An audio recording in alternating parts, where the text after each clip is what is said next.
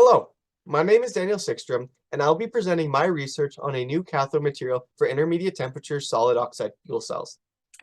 In 2021, Alberta generated 82,000 gigawatt hours of energy and consumed 54,000, making Alberta self-sustaining with our energy.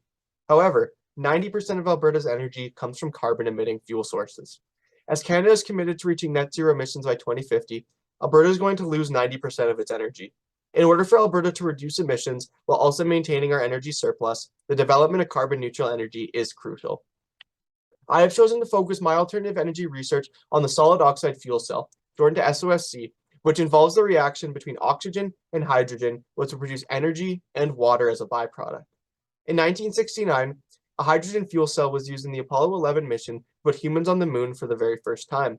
NASA has also published this paper in 2011 on the performance of their very own SOFC. In 2016, Nissan was able to develop the world's first car powered by an SOFC, and Bosch is starting production in 2024. So why are these companies interested in SOFCs? Well, they're highly efficient, produce little to no pollutants, use oxygen or even open air as an input, which is cheap and simple, can be easily scaled up, meaning they can be used to power a small house or power an entire community, and they do not need to stop operation and be charged like a battery. So then why are SOFCs not commercialized yet? Well, they currently operate at much too high of a temperature to be practical, and this high temperature degrades the cell over time.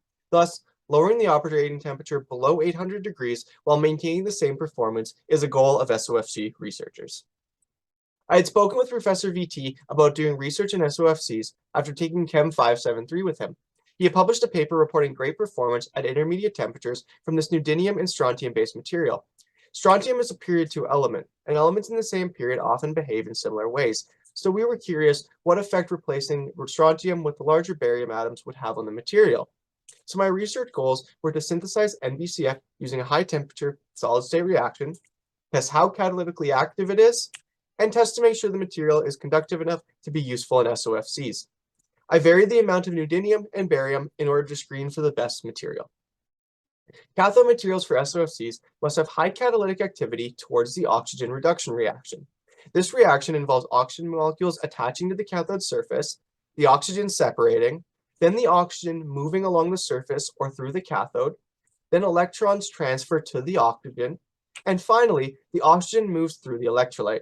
The efficiency at which the material can do this process is known as its catalytic activity.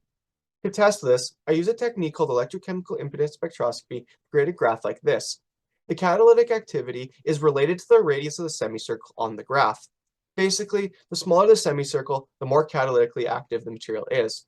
From this data, I determined that my best material is around 4 times more catalytically active than other cathode materials for SOFCs. I also worked with the Tessur group in Israel using computational chemistry to separate those different steps of the reaction based on the time that each step takes. This unique approach allowed me to know which step of the reaction is causing a bottleneck in the efficiency. For example, at 650 degrees, the bottleneck is the movement of oxygen along or through the cathode. Interestingly, at 750 degrees, the transfer of oxygen from the cathode to the electrolyte is quite slow, indicating that a bad reaction between the cathode and the electrolyte may occur at this temperature. In order for a cathode to be useful in SOFCs, they must be highly conductive.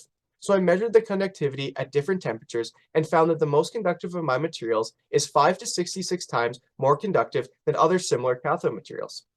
This graph also shows a strange drop in conductivity, which is not typical of these materials.